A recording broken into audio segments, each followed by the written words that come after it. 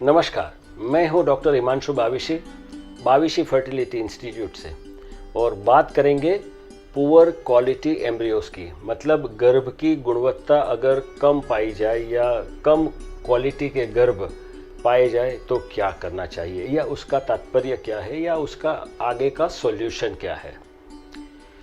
तो क्यों होते हैं पुअर क्वालिटी एम्ब्रियोस वो भी डिस्कस करेंगे, कैसे उसको सुधारा जाए वो भी डिस्कस करेंगे। मगर उसके पहले मैं एक चीज़ आपसे कहना चाहूँगा कि अगर आपने किसी जगह पर कोई भी सारवार करी है और अगर आपका गर्भ पुअर क्वालिटी पाया गया है, उसका मतलब ये नहीं कि आप हमेशा ही पुअर क्वालिटी गर्भ पैदा करेंगे। आपके गर्भ का क्वालिटी इम्प्रूव किया जा सकता है। नेक्स्ट साइकिल में, दूसरे साइकिल में जो भी प्रॉब्लम्स है उसका एक सॉल्यूशन करके आपके एम्ब्रियोस का क्वालिटी बढ़ाया जा सकता है और आपके प्रेगनेंसी का चांस भी बढ़ाया जा सकता है। इसलिए मायूस होने की ज़रूरत नहीं है। आप आगे सुनिए क्या होता है पुअर क्वालिटी एम्ब्रियोस। हम जब स्त्री बीज देखते हैं, फिर फलक बीज देखते हैं, फिर गर्भ देखते हैं, तो उसके पैरामीटर्स के हिसाब से हम उसका एवेल्युएशन करते हैं और जो उनका क्वालिटी स्टैंडर्ड्स है उसके हिसाब से हम कहते हैं कि भी इसका क्वालिटी अच्छा है, इसका क्वालिटी मीडियम है, इसका क्वालिटी पुअर है।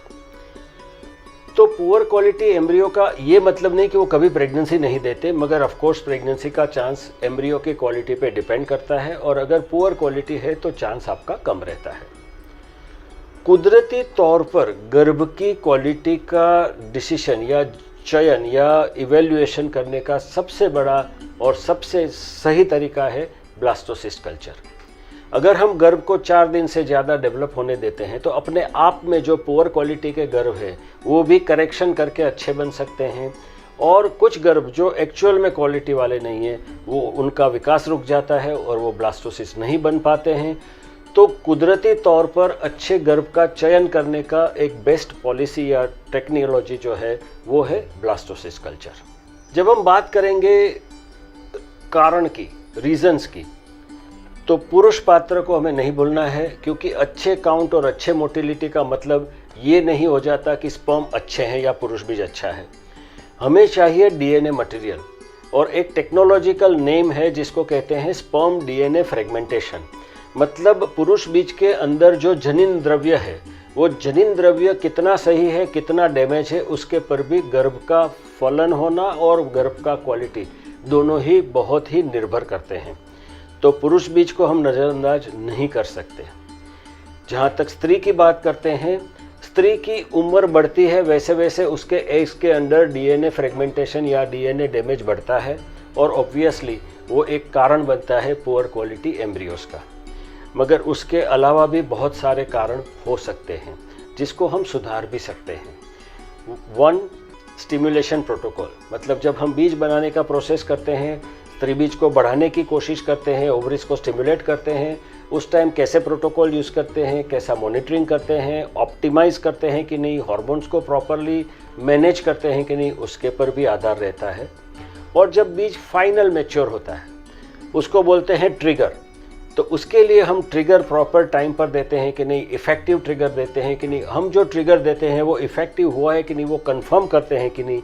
ये सब चीज़ों पर भी एग मतलब स्त्री बीज का कैसा क्वालिटी हमें मिलेगा वो बहुत ही ज़्यादा निर्भर करता है। स्त्री बीज बहुत ही नाजुक है क्योंकि स्त्री बीज कुदरती तौर पर शरीर से बाहर कभी आता ही नहीं। तो जब हम स्त्री बीज को बाहर लेते हैं और बाहर फलित करते हैं, बाहर गर्भ बनाते हैं, बाहर उसका उछेर करते हैं, उसको डेवलप करते हैं और फिर बच्चेदानी में डालते हैं, तो ये प्रक्रिया बहुत ही जटिल है। और ये प्रक्रिया के लिए जितना टेक्नोलॉजी आप यूज़ करते हैं, जितनी आपकी लैब की क्वालिटी अच्छी होती है, जितना लैब के अंदर का वातावरण, जिसको हम लोग AHU कहते हैं, एयर हैंडलिंग यूनिट से क्लास 100 लैब एनवायरनमेंट कहते हैं, अगर आपकी लैब की हवा इतनी शुद्ध है, आप जो इक्विपमेंट्स यूज़ करते हैं वो सही है, बढ़िया है, आप जो डिस्पोजेबल मटेरियल, द्रावण, कल्चर मीडिया जो उसको उछेर के लिए यूज़ किए जाते हैं वो बढ़िया यूज़ कर रहे हैं, तो ये सब चीज़ें भी एम्ब्रियो की या गर्भ की गुणवत्ता पे सीधा सीधा असर कर सकते हैं। और उसी के साथ में उतना ही इम्पोर्टेंट है, उतना ही सही है आपका मैन पावर। जो लोग स्त्री बीज को हैंडल करते हैं, फलित करते हैं, गर्भ बनाते हैं, उसका ध्यान रखते हैं और बच्चेदानी में वापस डालते हैं, उनका तजुर्बा, उनकी एक्सपर्टीज़, उनकी चौकसाई, ये सब चीज़ें बहुत ही इम्पोर्टेंट होती है।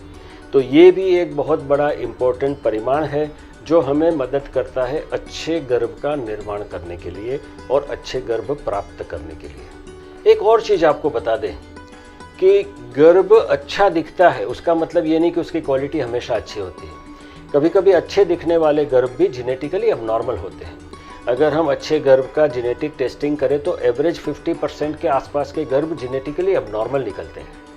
तो जो गर्भ हमें दिखने में अच्छे नहीं दिखते, नॉट नेसेसरीली कि वो जेनेटिकली भी अबनॉर्मल होंगे। तो एक बहुत ही अच्छा और सही तरीका है गर्भ की गुणवत्ता का जांच करने का, वो है PGTA।